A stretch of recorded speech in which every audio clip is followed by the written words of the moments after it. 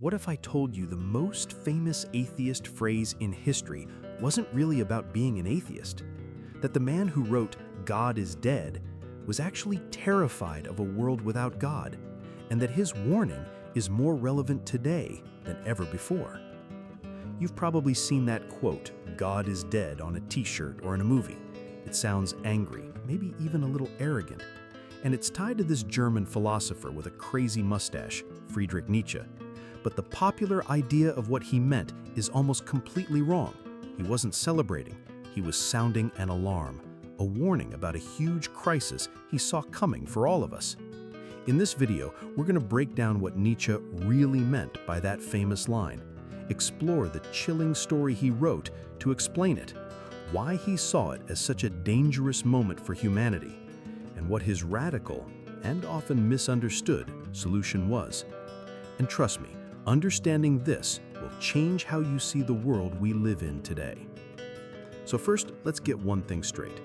When Nietzsche wrote "God is dead," he wasn't making a happy announcement. He wasn't some guy in a black trench coat glad that religion was over. He was a philosopher observing a massive shift happening in the world around him, especially in Europe, during the 1800s. To truly get it, you have to picture the scene he wrote. He tells a story, the parable of the Madman. A man with a lantern runs into a bustling marketplace in the middle of the day, shouting, "I seek God, I seek God." The people in the market, who are all non-believers, just laugh at him. They mock him. "Did he get lost?" says one. "Is he hiding?" says another. But the madman isn't joking. He stares at them and screams, "Where is God? I will tell you. We have killed him, you and I. All of us are his murderers." He describes how we have untethered the earth from its sun, how we've drunk up the sea, how we've wiped away the entire horizon. The crowd is silent, confused. They don't understand the terrifying scale of what he's saying. This story is Nietzsche's whole point. For centuries, the idea of God was the foundation for everything in the Western world. It was the sun that our entire solar system of meaning revolved around. It told you what was right and wrong. It gave your life a purpose. It was the ultimate source of truth. But then came the age of science and reason, the Enlightenment. Thinkers like Darwin showed us evolution, geologists showed us the Earth was billions of years old, and astronomers showed us our place in a vast, cold cosmos. The more we could explain with science, the less we needed God as an explanation. So the "we who killed God" wasn't a specific group of people. It was humanity's own intellectual progress. Science was the murder weapon. And the laughing crowd in the marketplace? That was us. People who had stopped believing, but had absolutely no idea what the consequences of that would be. But here's the critical part he was worried about. What happens when you pull the foundation out from under a building? It collapses. Nietzsche's point was that our morality, our sense of purpose, our laws, our ideas of good and evil were all built on that religious foundation. We took our values from God. So if God is dead, where do we get our values from now? What makes something good or bad? If there's no divine judge, why be a good person? Why not just do whatever you want? This is the abyss Nietzsche saw opening up. He called this state of meaninglessness nihilism.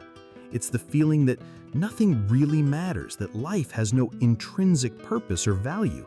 And he predicted that this nihilism would spread like a disease over the next 2 centuries.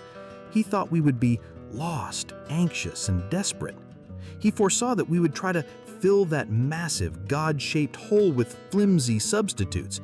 Things like blind nationalism, obsession with political parties, the frantic chase for money and fame, or just distracting ourselves to death with cheap entertainment. Look around. Does any of that sound familiar?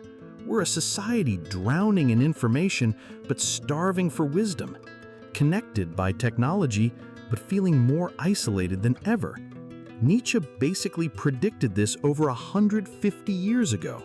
He saw that once the shared story of God disappears, we wouldn't just become happy, rational people.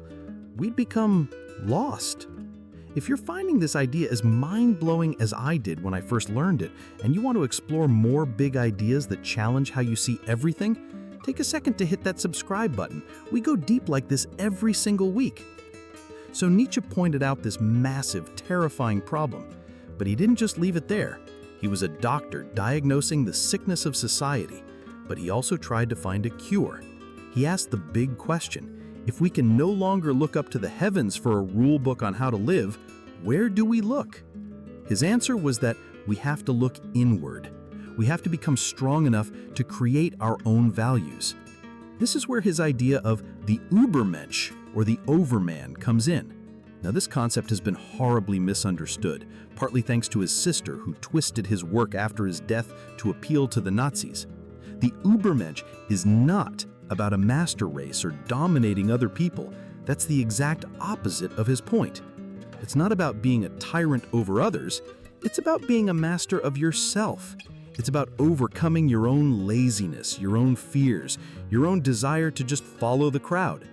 The overman is an individual so psychologically strong, so creative and full of life that they can look at a meaningless, chaotic universe and not fall into despair. Instead, they say, okay, if there are no prepackaged values, I will create my own. They don't ask what society tells them is good or what some ancient book tells them is good. They live with such passion and honesty that they forge their own path. They become their own source of meaning. To help with this, Nietzsche also had a concept called amor fati, a Latin phrase meaning love of one's fate. This is the practice of not just accepting, but loving everything that happens to you. The good, the bad, the painful, the joyful. The overman doesn't wish for their life to be different.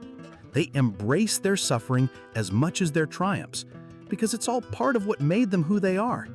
They say yes to life in its entirety. This is an incredibly difficult task. It's much easier to just follow the rules someone else made. But Nietzsche believed it was the only way forward for humanity to avoid drowning in nihilism. We had to move from being like sheep, following the herd and the shepherd, to becoming lions, creators. Each person had to become an artist, and their masterpiece was their own life. In the end, the madman in the story realizes the crowd isn't ready to hear his message. He says, "I have come too early. This tremendous event is still on its way. The deed is still more distant from them than the most distant stars, and yet they have done it themselves." He was saying that we killed God, but it would take generations for us to truly feel the consequences, to truly understand the cold and darkness that would follow. That time he was talking about, that's now. We are the generations living in the aftermath. So the incredible irony is that Nietzsche, the man famous for killing God, was one of the most deeply spiritual thinkers. He wasn't celebrating the death of God. He was mourning the end of an era and trying to find a new, human-centered way to create meaning and purpose in a world that had lost its old one. He saw the danger before anyone else did. He was the watchman on the wall, screaming that a tsunami was coming while everyone else was still enjoying their day at the beach. To wrap it all up, when Nietzsche said God is dead, he wasn't being a triumphant atheist. He was a cultural critic, using the parable of the madman to show that science and reason had made the idea of God unbelievable for the modern mind. He predicted this would lead to a terrifying crisis of meaninglessness called nihilism. His only hope for a way out was for individuals to become the overman, not a tyrant, but a self-master who creates their own values and loves their fate. It's a terrifying idea, but also the ultimate call to take responsibility for your existence.